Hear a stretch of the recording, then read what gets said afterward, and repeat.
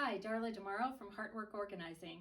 You guys have been asking me how I store my sheets and how I keep my linen closet organized. So I thought I'd share that with you today.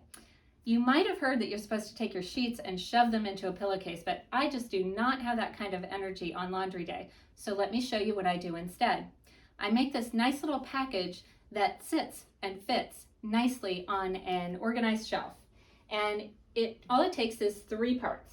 So I start with a fitted sheet and I fold it into a nice square little package.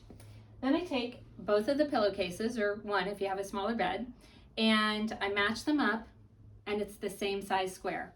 I take all of that and put it into the flat sheet. Now the flat sheet I've folded so that it's twice the length of the fitted sheet. And I move the cat and put it down on the bed and just fold over the flat sheet.